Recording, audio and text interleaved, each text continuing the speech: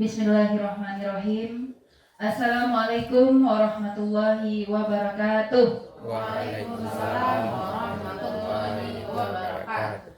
Alhamdulillahirabbil alamin. Puji syukur senantiasa kita ucapkan kehadirat Allah Subhanahu wa taala karena berkat limpahan rahmat dan karunia beliau sehingga kita bisa berkumpul di ruangan ini dalam rangka penyampaian budaya positif di sekolah oleh Bapak Ahmad Yunus sebagai calon guru penggerak angkatan 11.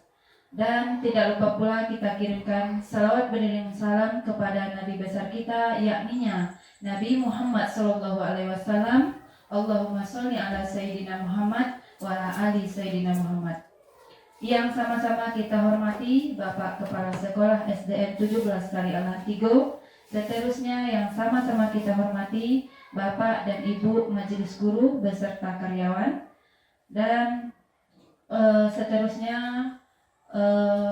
tanpa memperpanjang kata mukadimah, langsung saja kita masuk ke acara kita yang pertama, yaitu sambutan dari salah seorang guru senior SDN 17, yaitu dalam hal ini akan disampaikan oleh Bapak Sansuardi. Kepada Bapak dipersilakan.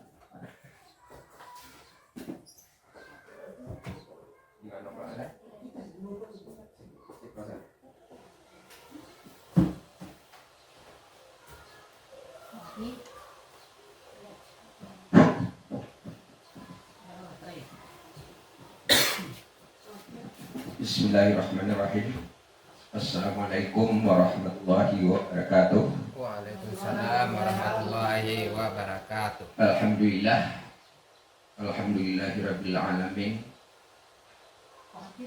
Yang kami hormati Bapak Kepala Sekolah SD 17 Kalialang Tigo, dan seterusnya kepada Bapak dan Ibu Majelis Guru.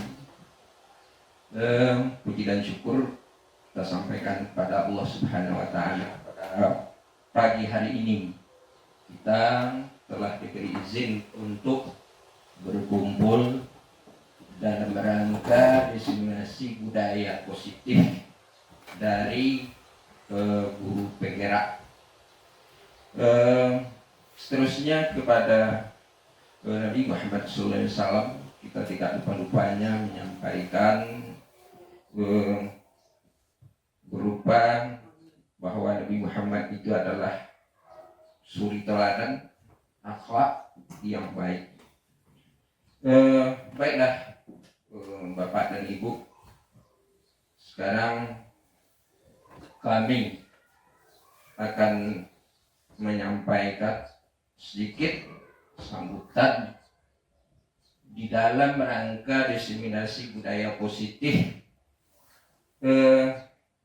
Diseminasi ini mungkin dapat kita artikan itu bagaimana membudayakan sesuatu nilai norma agama, mungkin nilai norma yang baik kepada sekolah kita, terutama lingkungan sekolah. Kalau lingkungan sekolah itu termasuk yang pertama sekali adalah guru, yang kedua mungkin itu adalah murid. Jadi bagaimana nanti kita menerapkan sesuatu budaya positif. Budaya positif itu mungkin budaya yang baik. Contohnya mungkin oleh kita bisa kita contohkan, yaitu tentang kebersihan.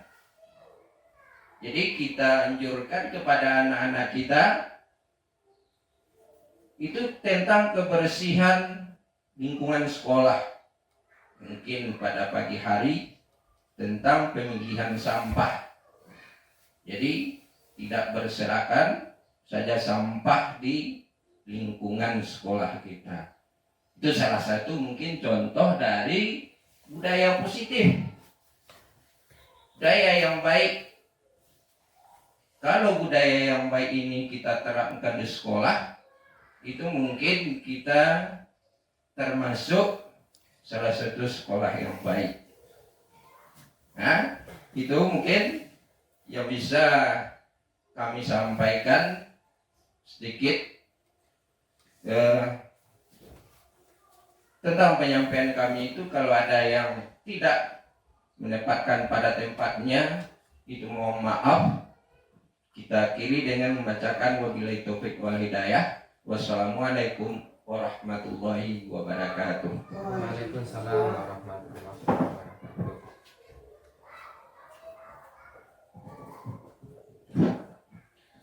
Terima kasih kepada Bapak Samsuardi yang telah menyampaikan beberapa hal tentang menyebar budaya positif.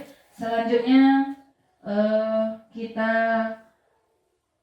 minta kepada Bapak Ahmad Yunus yang akan menyampaikan tentang budaya positif di sekolah. Kepada Bapak dipersilakan.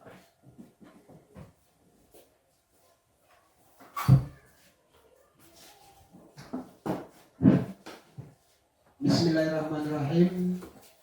Assalamualaikum warahmatullahi wabarakatuh. Waalaikumsalam warahmatullahi wabarakatuh. Yang sama-sama kita hormati Bapak dan Ibu Majelis Guru yang telah hadir pada pagi hari ini.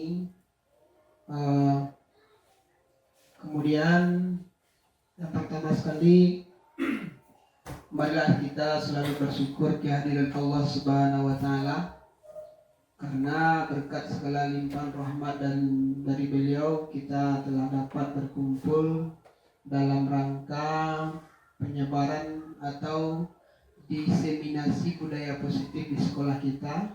Nanti bagaimana kita penyerapannya dalam lingkungan sekolah kita, baik itu di dalam kelas maupun di lingkungan sekolah secara menyeluruh, yang nantinya kira-kira dapat kita implementasikan dalam kehidupan kita sehari-hari. Baiklah Bapak Ibu yang kami hormati, kami sebagai calon guru penggerak angkatan ke-11 ingin kiranya berbagi dalam rangka ada beberapa ilmu yang telah kami dapatkan dalam guru penggerak ini, yang kiranya tidak ada atau tidak kita temukan di sekolah-sekolah yang ketika kita di bangku kuliah. Jadi kiranya ini dapat kita praktekkan dalam kehidupan kita di sekolah. Ini adalah langsung saja kita masuk materi penyebaran budaya positif yang ada di sekolah SD 17 Rialan Tinggo.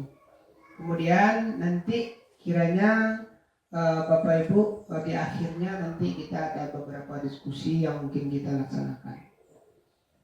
Kemudian kepada Bapak Ibu, mari kita bersama, belajar bersama dan berkolaborasi saling mendukung dalam mewujudkan disiplin positif di sekolah kita ini. Nantinya seandainya kita tidak ada kerjasama, baik itu kepala sekolah, guru-guru, mungkin budaya positif ini tidak bisa kita laksanakan. Apapun bentuknya nanti, tanpa adanya kolaborasi dan kerjasama di antara kita, itu tidak bisa dilaksanakan. Susah kiranya terlaksana dengan baik. Baik, kita lanjut. Konsep ya dari budaya positif itu ya ada beberapa, di antaranya konsep utamanya ya ada perubahan paradigma belajar ya. Bagaimana kita nanti penerapannya di kelas kita masing-masing, perubahan paradigma belajar itu. Kemudian di antaranya ada disiplin positif, kemudian kebutuhan dasar manusia ya. Penerapan disiplin ini kira-kira ada beberapa yang harus kita perhatikan.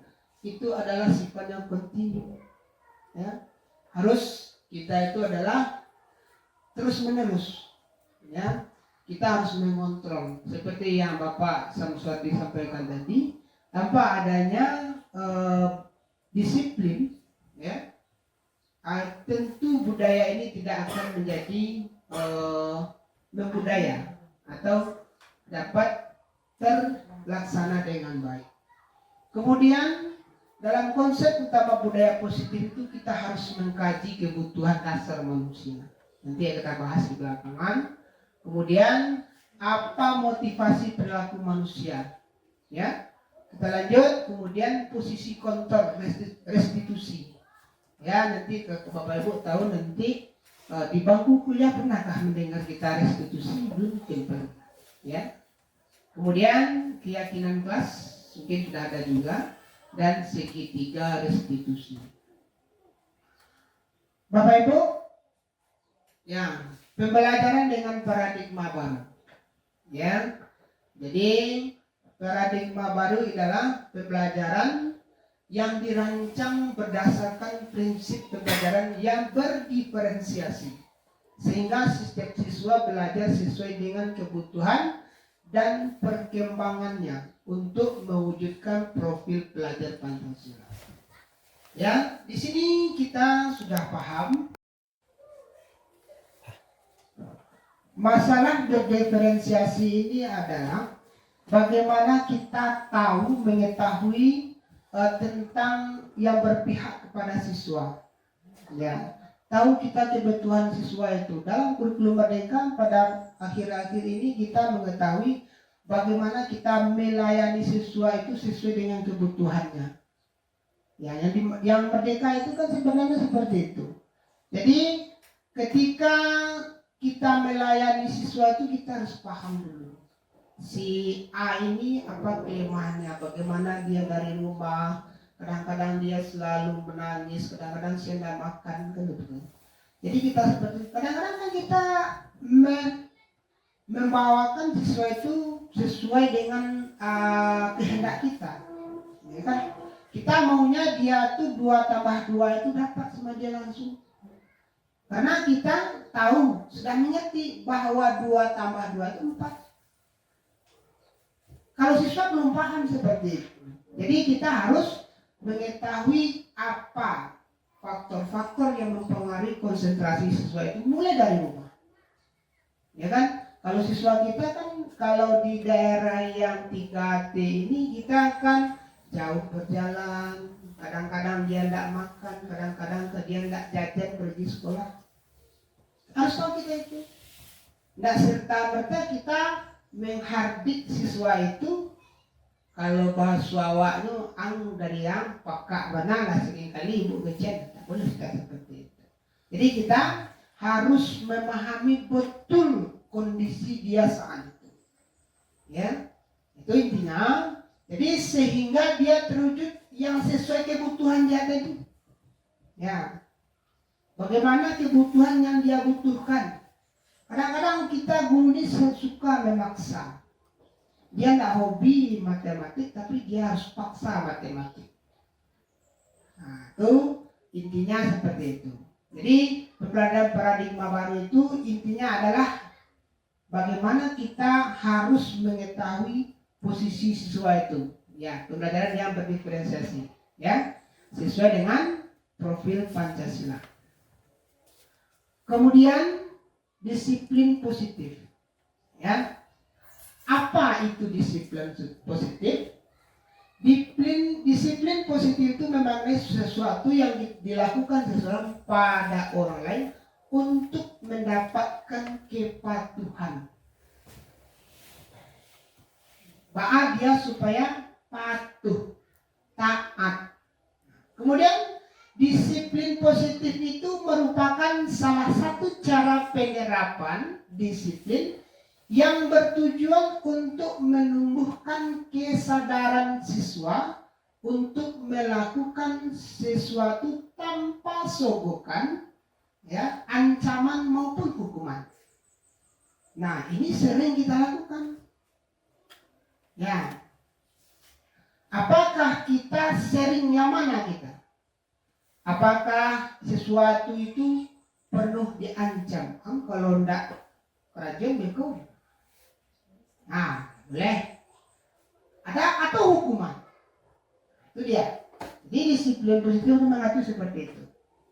Kemudian disiplin positif itu juga bertujuan agar siswa memiliki disiplin diri sehingga mereka bisa mengacu pada nilai-nilai kebijakan dan motivasi intrinsik. Bagaimana dia sadar dia itu butuh ilmu itu dari dalam, bukan paksaan dari luar. Ya, kita masih teringat dengan kalau kita dipaksa, walaupun mengangkat yang ringan, pasti tidak mau. Ya? Tetapi kalau kemauan, motivasi intrinsik itu di situ. Kalau awak lah tiba dari apa? Dari dalam lah diniatkan ikhlas, diniatkan dengan sabar, pasti dia itu timbul seperti itu. Ya, timbul dari motivasi intrinsik itu dari dalam diri kita, bukan dari luar. Ya, jadi sehingga dia sadar akan kekurangan atau nilai-nilai kebijakan itu. Jadi yang nilai motivasi itu tuh yang harus kita temukan dalam disiplin positif ini. Kemudian kebutuhan dasar manusia. Ya, kebutuhan dasar manusia itu ada beberapa, diantaranya ada 5. Kita itu butuh untuk bertahan hidup. Ya, bagaimanapun caranya kita harus bertahan untuk hidup sesuai dengan pekerjaan, sesuai dengan dunia yang kita masuki. Jadi manusia itu bertahan untuk hidup sebagai satu kebutuhan dasar. Kemudian yang namanya manusia itu dia butuh kasih sayang dan rasa diterima. Jadi di kelas itu siswa kita itu dia butuh rasa kasih sayang, butuh dia rasa diterima di kelas itu. Kemudian dia juga butuh penguasaan, ya, penguasaan. Kemudian dia juga butuh kebebasan dan butuh kesenangan. Itu dasar kebutuhan manusia. Setiap kita butuh itu. Ya, awak apapun kita laksanakan untuk bertahan hidup pasti kita laksanakan. Ya, intinya, jadi bagaimana siswa itu nanti dia kita sebagai guru paham dengan kebutuhan yang 5 ini. Ya, kemudian konsep disiplin positif itu dengan identitas gagal. Bagaimana kira-kira ya dengan konsep disiplin ini ada 2. Yang gagal itu hukuman 1 dan penghargaan 1. Ya. Jadi mana yang akan kita laksanakan nanti di kelas kita masing-masing. Kalau menghukum itu biasanya cenderung menyakitkan. Siswa itu mungkin kecewa, ya, atau bisa jadi sedih. Kemudian kalau kita selalu memberi hukuman, ada rasa tidak nyaman di dalam kelas itu. Bagaimana dia bisa menerima pelajaran dari kita? Rasa dia sudah tidak nyaman. Ini kalau kita sering menghukum. Kemudian dengan menghukum, murid itu atau siswa itu ada merasa takut. Ya kan? Takut dia. Takut dengan seseorang guru karena dia sering menghukum.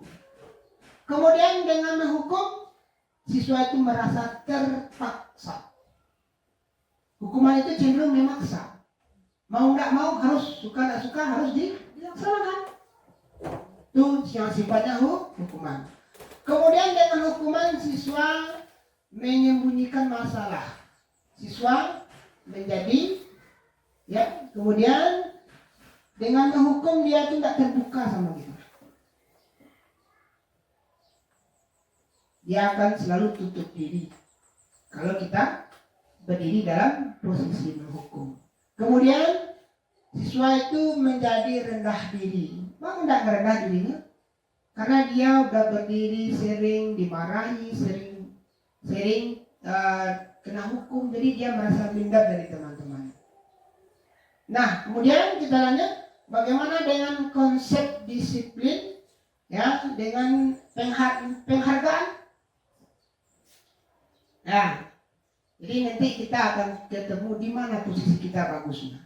Ya, kalau penghargaan itu tidak efektif, ya, dengan penghargaan itu kadang-kadang ada cemburu sosial bagi dia.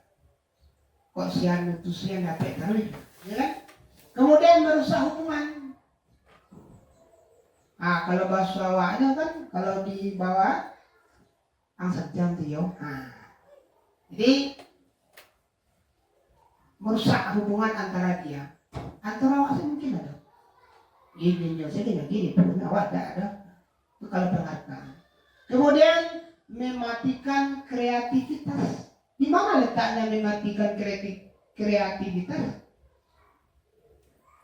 Dia nggak ada lagi motivasi.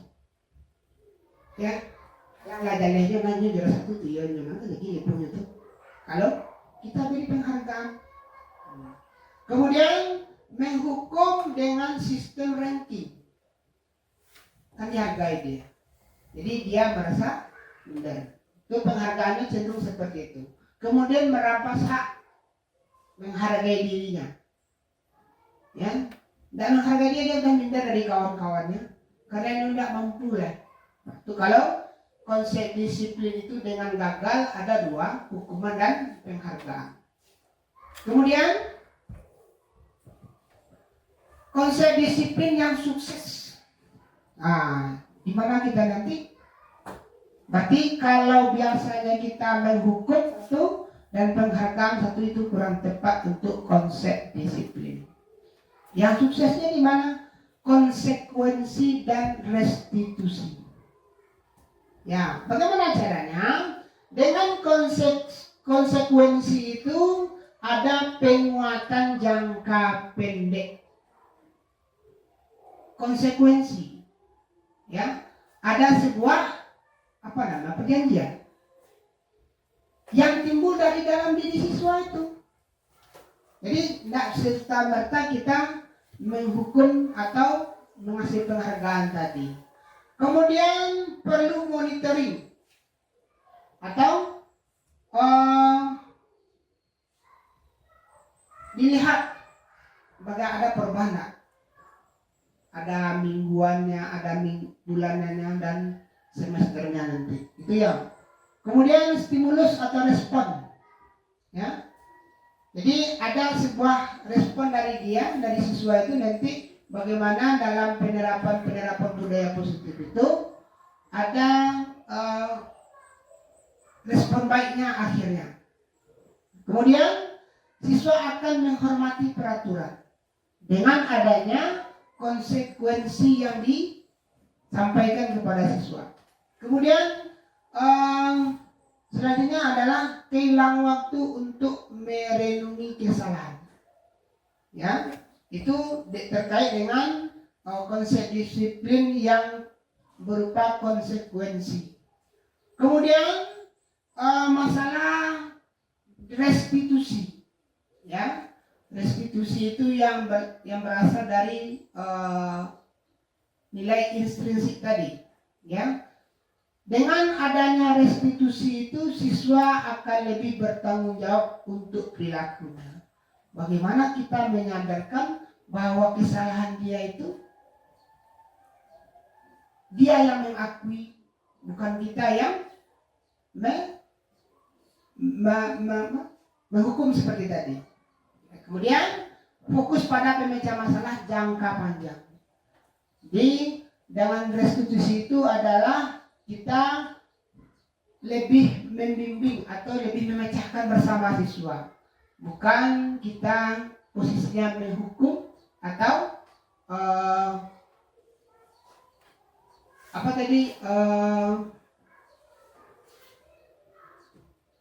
ada penghargaan, ya.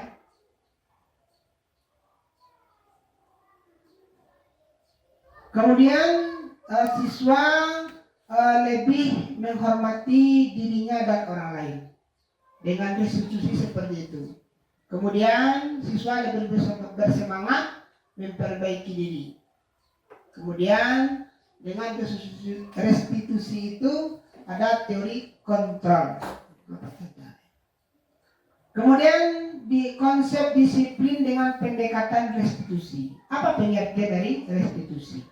Ya, restitusi itu adalah menurut Gosen tahun 2004 proses menciptakan kondisi bagi murid untuk memperbaiki kesalahan mereka sehingga mereka bisa kembali pada kelompok mereka dengan karakter yang lebih kuat. Kemudian Gosen juga mengatakan proses kolaboratif yang mengadakan siswa untuk mencari solusi ya dari masalah dan membantu murid berpikir tentang orang seperti orang yang mereka inginkan, seperti apa yang mereka inginkan dan bagaimana mereka harus memperlakukan orang lain. Jadi bagaimana dia nanti memperbaiki kesalahan dirinya yang timbul dari dirinya sendiri, nanti yang berasal dari unsur intrinsik tadi. Itu masalah dengan pendekatan restitusi tadi. Kemudian konsep disiplin pendekatan restitusi memiliki ciri-ciri. Yang restitusi itu yang pertama bukan untuk menebus kesalahan, namun untuk belajar dari kesalahan. Itu kaitannya dengan penghukum tadi. Kemudian ciri-ciri restitusi itu adalah memperbaiki hubungan. Ya, bagaimana kita nanti tidak menyakiti sesama siswa dan siswa dengan guru. Kemudian restitusi itu memulai ciri tawaran atau bukan paksaan. Jadi dia sadar diri dia bahwa kesalahan itu dia yang mengakui, bukan kita yang menyatakan dia salah. Kemudian adalah menuntun untuk melihat ke dalam diri. Jadi lebih cenderung dia itu untuk sadar kepada dirinya. Kemudian mencari kebutuhan dasar yang mendasari tindakan. Kemudian ciri restitusi itu adalah fokus pada karakter, bukan kepada tindakan. Kalau menghukum kan sering kita tindakan. Beli sampah, kalau dapat PR suruh keluar, atau dalam bahasa kita dulu tagak iti. Jadi harus fokus kepada karakter, nilai-nilai yang baik. Kemudian menguatkan dan fokus pada solusi. Bagaimana pemecahannya? Jadi apapun yang dia lakukan itu kita fokus pada solusi.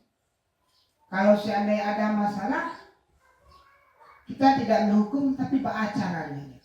Bahwa dia itu sudah melakukan sebuah kesalahan yang mungkin kadang-kadang dia tidak sengaja maupun dia sengaja. Nanti intinya dalam ciri-ciri restitusi tadi. Kemudian perbedaan. Kita bedakan nanti antara hukuman, konsekuensi dan restitusi. Ya. Kalau hukuman, guru itu menghukum siswa, contohnya hormat bendera selama 10 menit. Kemudian guru memarahi siswa sehingga dia menjadi takut. Kalau konsekuensi itu berupa guru memberikan konsekuensi membuang sampah yang masih berserakan. Kemudian guru tegas dan siswa menghormati peraturan itu. Itu sebuah konsekuensi. Kemudian kalau restitusi, siswa itu membantu menyelesaikan masalah. Guru itu membantu menyelesaikan masalah atau menanyakan keyakinan kelas. Seperti yang sudah kita buat, keyakinan kelas yang ada pada kelas kita masing-masing. Kemudian guru itu terbuka dan siswa menghormati dirinya dan orang lain. Jadi itu perbedaannya.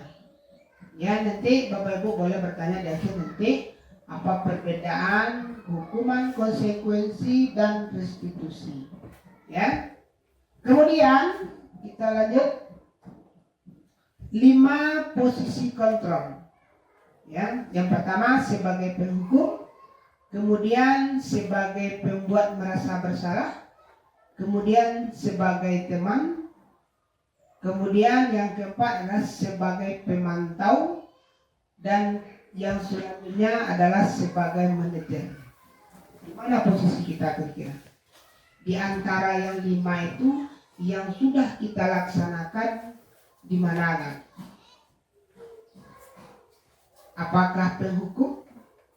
Kita sebagai guru itu kalau yang semestinya itu kita berada di posisi ini ada di dalam kegiatan kita itu ada nih. Setiap kita pasti merasakan yang 5 ini. Di mana ya Bapak Ibu kira-kira? Sebagai pemantau. Pemantau. Sebagai pemantau. Dia akan tahu nanti, kita akan kupas ini nanti. Kalau penghukum sudah jelas tadi ya. Tidak boleh.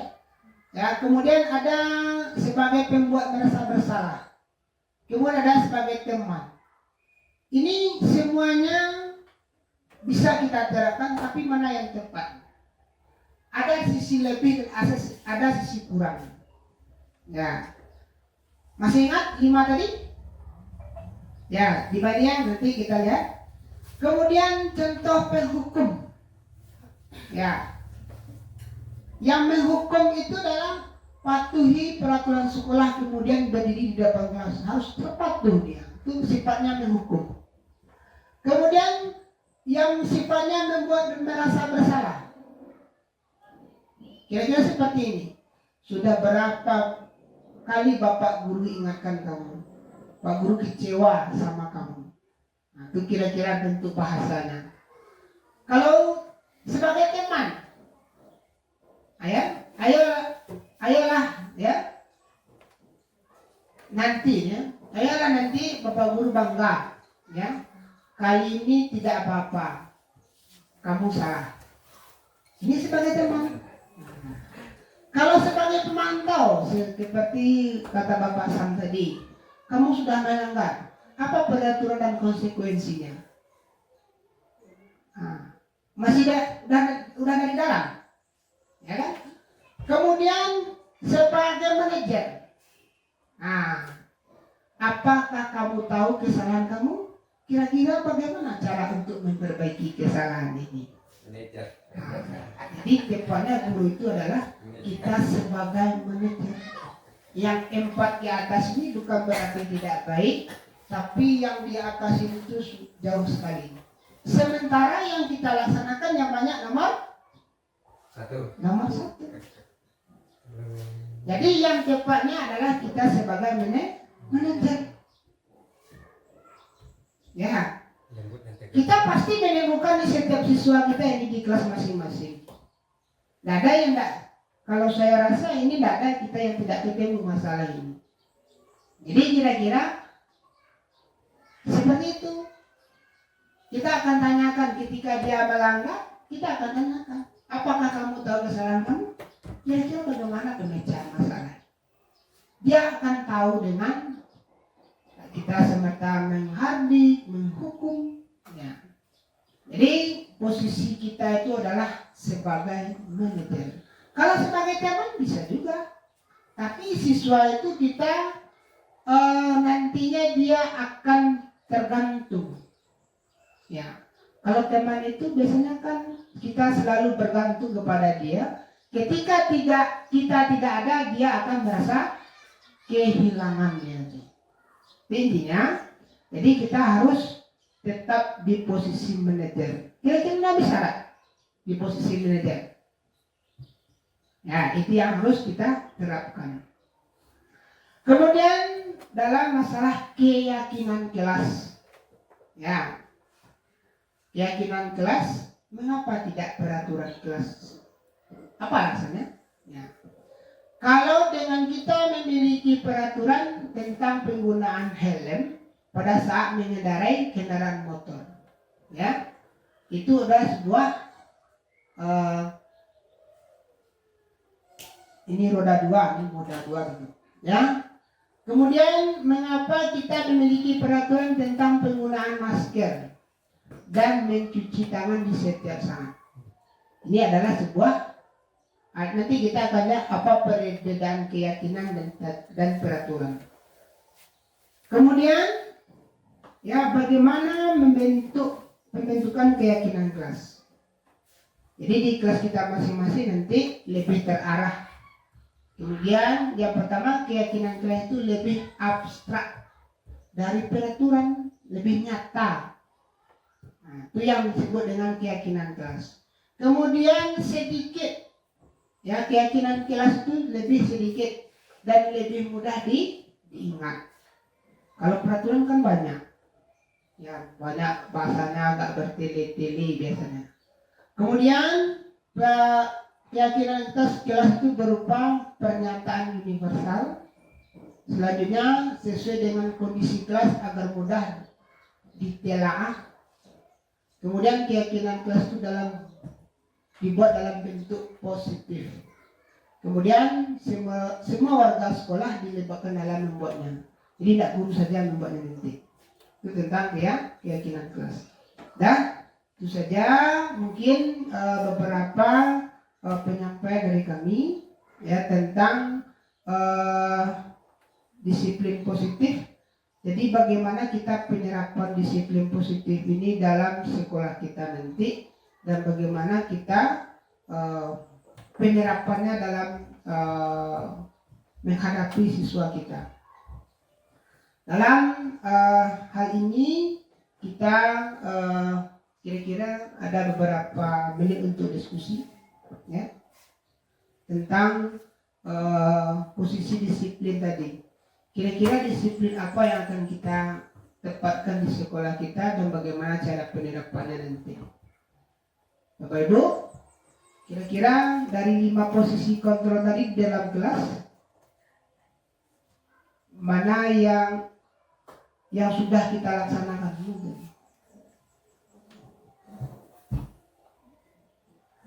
Ya, 5 posisi tadi. Ya, berarti sebagai manajer. Ya. Kemudian apa kira-kira tentang disiplin positif ini di sekolah kita yang akan kita laksanakan? Atau nanti di kelas, kalau di sekolah kan berarti secara keseluruhan, dan ada lagi di kelas kita masing-masing. Itu tergantung Bapak Ibu dalam pelayanan siswanya nanti. Bagaimana kita nanti dalam penyerapan posisi-posisi ini, bagaimana kita nanti tidak sebagai penghukum, kita adalah sebagai manajer di dalam kelas itu. Ya. Tentang budaya positif, apa-apa saja yang sudah kita laksanakan dan kita konsekuensi dalam pelaksanaan itu tentu tidak terlepas dari kerjasama kita. Ya, contohnya seperti Bapak Sam tadi, kita harus selalu menjaga kebersihan. Mungkin sampah yang masih tidak terkontrol dengan baik.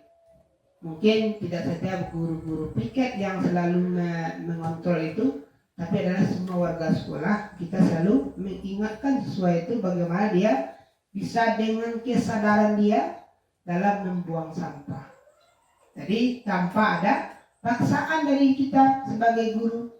Ya, kalau nampak siswa kita membuang sampah, dia adalah siswa melanggar. Bagaimana kita dalam posisi manajer ini kita bisa melaksanakan atau memberikan pemahaman kepada siswa kita nanti supaya dia bisa memperbaiki kesalahan mereka itu. Dari posisi inilah kita berjalan sesuai dengan yang kita harapkan, sehingga siswa itu kita tidak lagi kita semerta menghukum atau yang sering sekali kita menghukum, ya. Jadi bagaimana dia sadar dengan kesalahan dia itu, ya. Ada kira-kira yang bertanya untuk pertanyaan masalah ini? Ya, Bu? Tunggu dulu, saya ganti dulu. Paham dulu.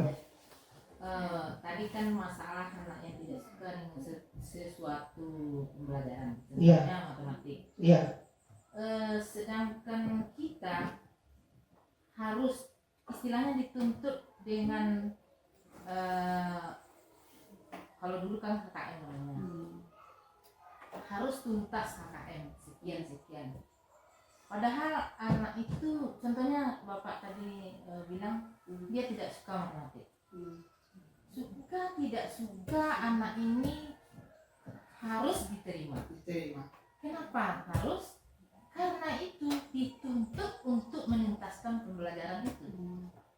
Kalau seandainya kami istilah tidak dituntaskan pembelajaran itu, tidak tuntas KKM ini, kami merasa tak tuntas ya anak itu.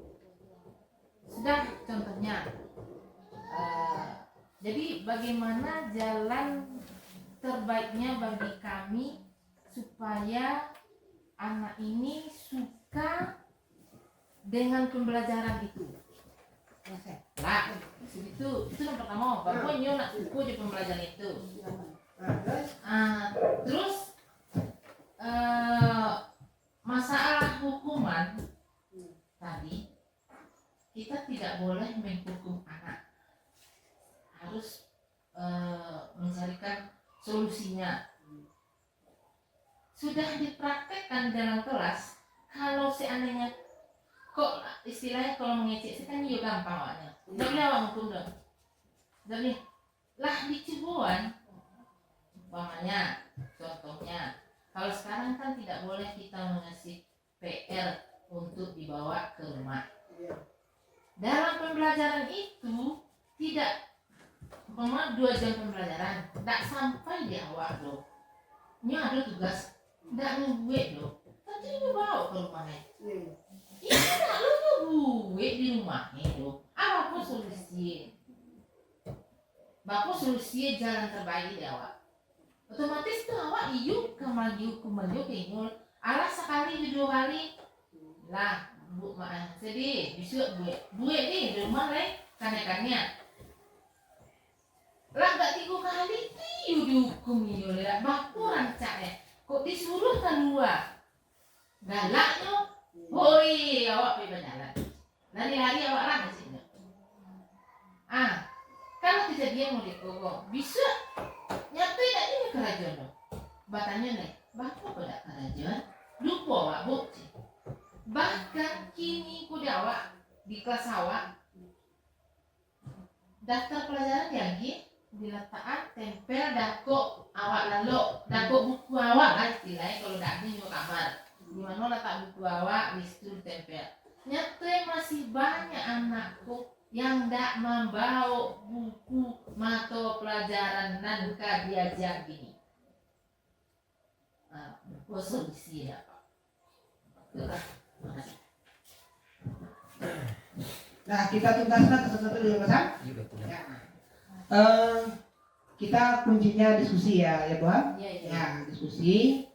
Seperti yang diutarakan oleh Boham Jauzi tadi, bagaimana yang pertama dulu kira-kira kita caranya?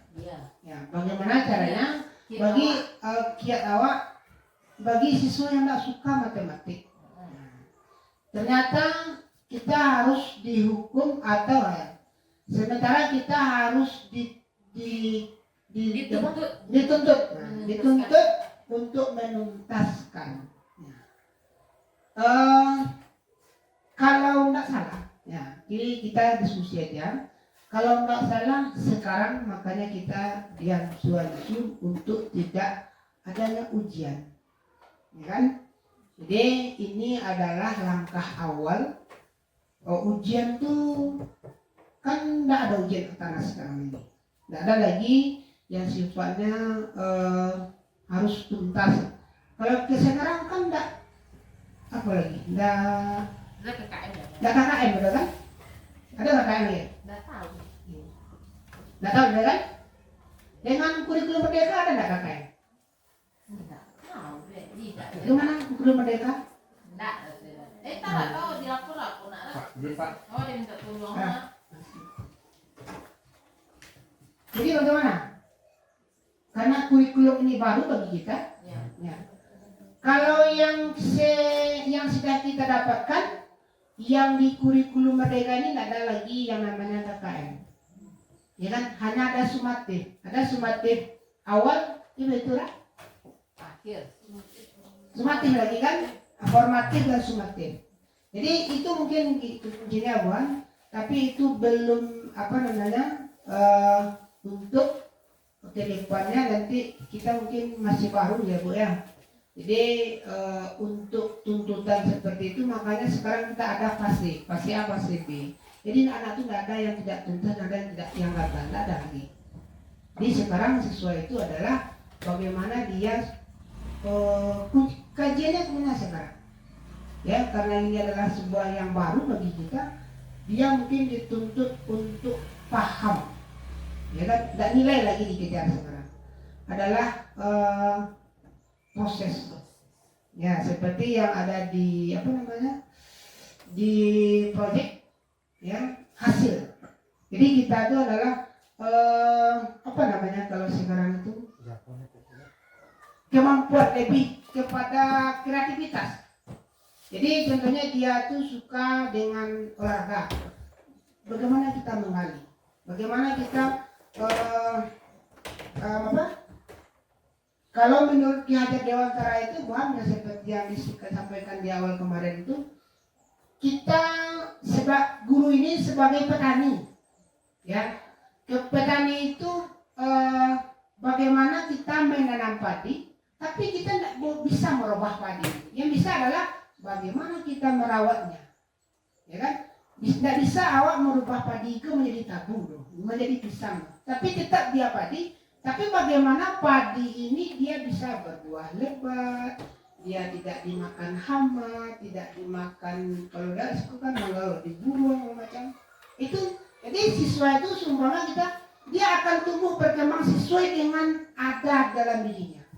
Kita tidak memaksakan siswa ini harus bisa dia itu, tapi dia bagaimana dia menemukan potensi dirinya itu dengan bimbingan guru.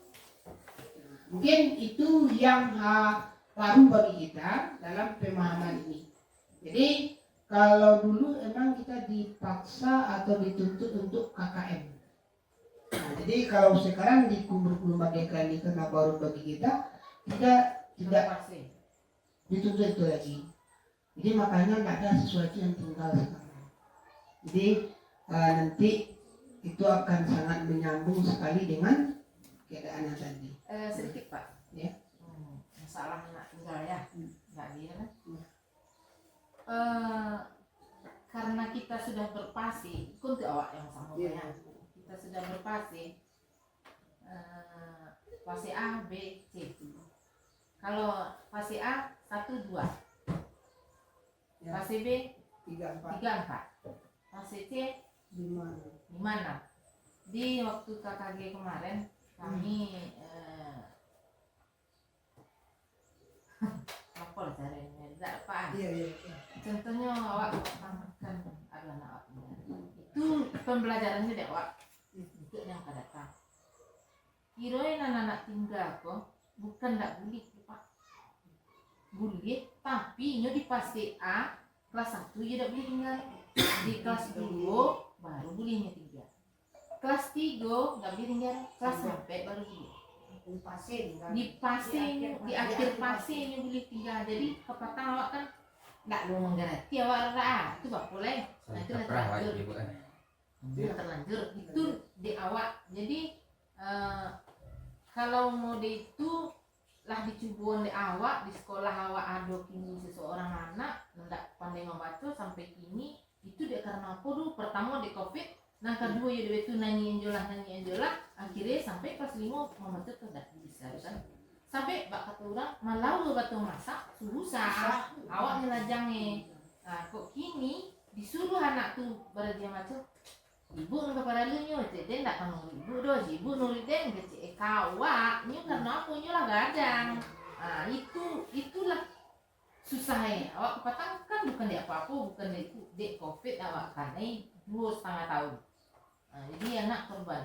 Tapi kalau dari segi kate kok kasih awak kalau nan tombak ebana nanda bisa ada masalah awak tinggal kan tombak ebana memacu tu banyak nanda. Iya. Jadi sesuai dengan program kita, bagaimana dia itu yang 3 ini membaca, menulis dan berhitung. Ini tidak bisa kita lepaskan apapun persoalannya, ya. Jadi kalau lawat ini masalah menulis kalian agak ambil itu. Jadi masalah tinggal pas tadi seperti itu. Dalam permasalahan yang Tuhan kemukakan tadi, bagaimana kita dalam menggali kemampuan siswa tadi. Dalam fase demi fase itulah kita itu sebenarnya tugas kita, ya. Tugas kita bagaimana? Kita makanya nggak boleh terputus. Kadang-kadang di kelas 1 dia bagus, di kelas 2 tak belajar atau kurang, atau kalau dulu kita sering korban ya. Nah, jadi itu sebuah pelajaran. Jadi bagaimana dia akan continue, selalu berkelanjutan. Jadi di kelas 1 dia sudah diajarkan menulis, di kelas 2 harus juga tak seperti itu. Nah, itu intinya. Jadi dalam masalah per fase tadi seperti itu, bagaimana kita menuntun tadi Buan. Ya, masalah belajar dia matematika tadi, bagaimana kita menuntun atau memelihara hobi masalah. Contohnya matematika tadi, kalau memang dia nggak suka, ya secara dasar dia tahu. Tapi kalau dia udah tumbuh berkembang, maka dia harus dengan tadi kita nggak boleh memaksa, terlalu memaksakan, harus dapat, karena dia konsepnya nggak duduk. Nah, intinya. Kemudian masalah Tuhan yang kedua tadi adalah apa tadi? Tadi masalah anak suka nggak suka matematik, ya kan? Yang kedua apa tadi? Hukuman tadi. Menghukum tadi, ya. Jadi itulah sebenarnya tugas guru itu. Ya, kita menghukum itu biasanya kan kita sering satu salah langsung sekali dieksekusi. Jadi kita menghadapi dengan emosi, dia menghadapi kita dengan merasa bersalah. Lah awak coba Pak, kan 3 kali ya. Kau dak PR doh tugas. Nak nyuau doh, dak Ya. nyumbek doh. Ya. Lupa bu. Iya. Dia suruh keluar. Hore, lari awak lah. Dak mampu dicari Cara itu ya. Jadi intinya bukan menghakimi dulu. bagaimana kita di posisi manajer tadi. Iya, Nah dicoba lambe-lambe. Nah, itu tadi you harus tadi kini dek ibu bosok di kelas ampe. Sementara di kelas sebelumnya dia tidak merasakan itu mungkin. Jadi harus berlahan-lahan, you harus butuh kesabaran. Jadi intinya kalaulah kini dia seperti itu, biasa dia lepas, situ mungkin. Akhirnya Pak dek itu terangan ya. Hore awak larilah. Kelapan. Oh boleh. Duduk. Bisa le kau kerajaan. Nah ibu, kerajaan deh. Berarti tidak Allah punya dihukum kedua kalian. Nah Itu dia hore. senang ya. Gitu. Jadi kalau dia merasa bersalah, contoh, ini kan, kalau ndak awak buat tugas kira-kira siapa narugi. Iya. Bara sama awak mencari piting atau susah. Kemudian dia akan ditimbulkan sebuah kesadaran tadi. Kalau ndak dibuat tugas kurang gaji ibunya. Siapa yang rugi? Coba bayangkan Pak Jalan awak apa ada PR. Sementara orang lain mencari piting lagi payah itu susah. Jadi dia akan sadar dengan lambat-lambat. Kalau Tuhan kini basobo di awal-awal baru pasti, karena dia selama ini lepas. Ya, Jadi ketemu kan seperti itu. lah awak suruh kan gimana? Enggak, awak suruh masuk lihat. Besok kan masih ada tugas. Masih ada. Memang awak sengaja tugas terbengkalai. Dia kelahnya ke radion. Dia kelahnya bawa buku. Dia kerajaan lain sudah ya. Kan dapat sudah itu. Apakah dengan kekerasan? Tidak. Awak coba nih terangan. Awak suruh juga kedua lah. Bori, awak lari kinyak lah. Jadi masuk gini balik. Jadi makanya sifatnya kontinu. Ya. Jadi dengan adanya nanti itu dia makanya setelah daftar fase itu nanti ada contoh keluar dari kelas 1 guru kelas 2 nanti siapa-siapa yang bermasalah siswa di kelas 1. Jadi ada seperti itu. Jadi ada berkesinambungan. Ada catatan. Ada catatan. Biku, anak dia mau biku Kesalahan Aku awak ada buku kasus itu tadi. Jadi penanganan itu tuh harus kita selaraskan sampai akhir. Jadi dia tidak ada terputus. Kadang-kadang kan dia terputus maksudnya gini. Ketika dia di kelas 1 sudah bagus, tapi di kelas 2 itu dia terabaikan. Kira-kira anak yang aktif itu bukan berarti dia nakal, tidak. Dia adalah kurang perhatian. Dia sebenarnya mencari perhatian kita, guru. Baik, buku. Kalau anakku sampai gini, Pak, awak perhatian. Nya tidak bisa seseorang awak suruh rawat tempe. Nada, Ya. Ini protes kan? Senada. Ada cemburu sosial dia. Tak pasok gini begini. Lihat sana kalian, sana hati kami bu.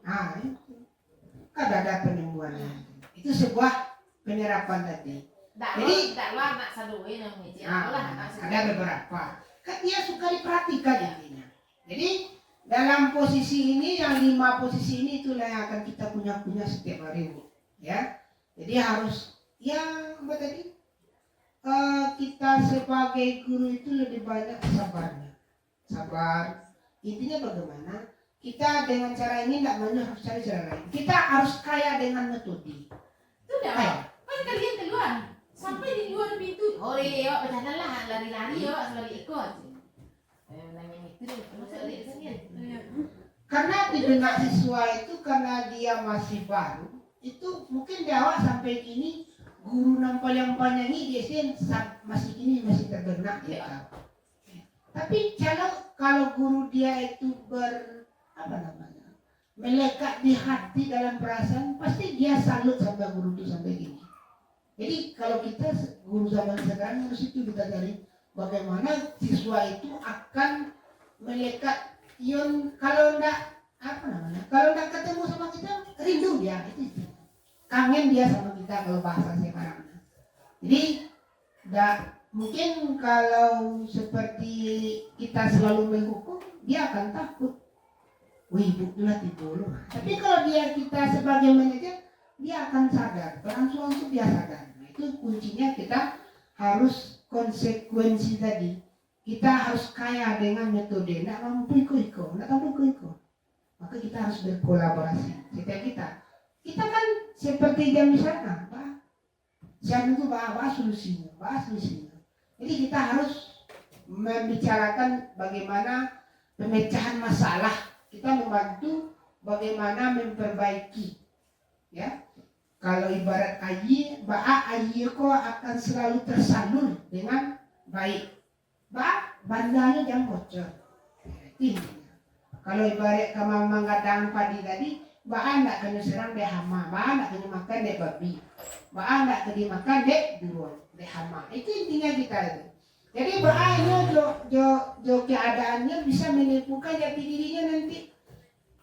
Itu kalau pendidikan zaman sekarang itu seperti itu. Kalau kita dulu kan memang dihukum, nggak dapet, agak nggak dapet, pakai macam di toko, di palu, di picik, pusek, talibu, Papan tarabang. Kalau sekarang itu nggak boleh lagi, karena sangat mencari dalam pemecahan masalah. Jadi kita harus mendampingi. Nah itu kira-kira ya Bu ya. Kemudian lagi pasal.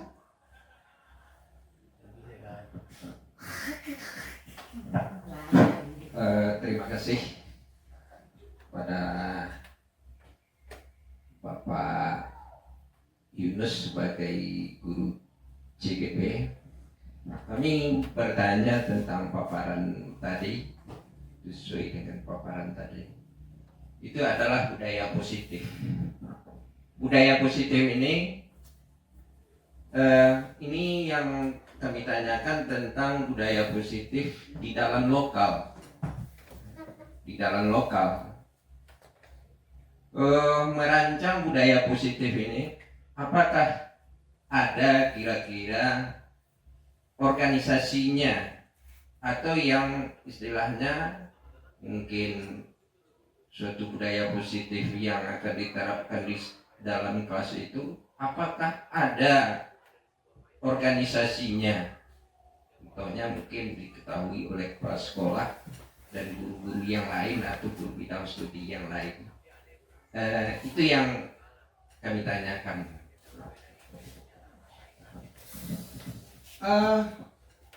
Terima kasih Pak Sam. Tentang budaya positif, apakah ada organisasinya? Iya.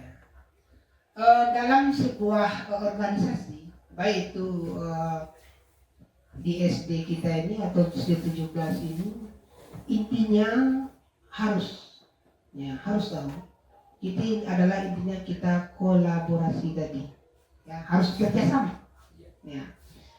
Tidak serta-merta, contohnya di kelas 6, bukan saja guru kelas 6 harus tahu, kepala sekolah juga harus tahu, guru bidang studi juga harus tahu apa budaya positif yang diterapkan di kelas 6. Kemudian apa keyakinan kelas yang harus diterapkan di kelas 6. Jadi semuanya harus tahu elemen sekolah. Kadang-kadang ini perlu pembicaraan dengan kepala sekolah nanti, bagaimana penerapan budaya positif di kelas kita masing-masing. Tidak semerta-merta kita harus di kelas itu saja berbuat sendiri, tapi secara organisasinya itu adalah sebuah kolaborasi kita, bagaimana kita bekerja sama dalam hal itu, ya. Jadi nanti dari pertanyaan Pak Sam tadi harus tahu semua guru nanti, ya, budaya positif itu. Yang minimal adalah kelas itu yang akan masuk, tapi yang kepala sekolah wajib, ya, tahu dia bagaimana penyampaian budaya positif di sebuah kelas. Ya, itu mungkin ya. Jadi tidak serta-merta di kelas itu saja. Jadi boleh kelas lain nanti yang membuat budaya positif itu nanti bekerja sama dengan kepala sekolah. Nah, itu mungkin. Yang lain ada yang ditanyakan? Ya. Itu budaya positif tadi perlu mengetahui ke kepala sekolah, guru bidang studi dan guru yang lainnya. Karena murid ini adalah dia mempunyai orang tua. Apakah bisa, contohnya kita akan mengangkat suatu budaya positif diberitahukan kepada orang tuanya? Apakah Iya. Kalau di sebuah pendidikan itu harus tahu orang tua, kemudian komite, ya, semua elemen yang terkait pendidikan harus mengetahui hal itu. Jadi nanti contohnya kita ada sebuah kesepakatan, nggak tahu orang tua nanti kan. Contohnya ada sebuah kesepakatan kelas kita nanti, kemudian itu harus ada kerjasama dengan orang tua, kepala sekolah untuk membantu. Seperti yang dikatakan oleh Bu Han tadi, kalau dalam pendidikan itu banyak yang mencakup komite, kepala sekolah, dan orang tua. Kadang-kadang kita masuk tugas di sekolah, tidak tahu orang tua, tidak ada kerjasama kita dengan orang tua, itu tidak dilaksanakan. Nah, jadi harus ada saling kerjasama. Jadi kolaborasi itu antara kita sesama kita, guru dengan kepala sekolah, guru dengan komite, sekolah dengan komite, dan guru dengan orang tua. Itu tidak bisa dipisahkan. Jadi itu dia beberapa komitmen kita atau pemahaman kita tentang penerapan aturan-aturan atau budaya positif di sekolah kita. Kira-kira ada lagi? Tidak? Ya, kita tutup karena sudah habis pertanyaan jawabnya. Dan terima kasih kepada Bapak Ibu yang telah meluangkan waktunya untuk kesempatan ini. Dan semoga apa yang kita telah pahami tentang budaya positif ini supaya kita terapkan di kelas masing-masing. Terima kasih. Ya tutup. Terima kasih banyak. Mohon maaf atas segala kekurangan. Wabillahi taufiq wal hidayah. Assalamualaikum warahmatullahi wabarakatuh. Waalaikumsalam.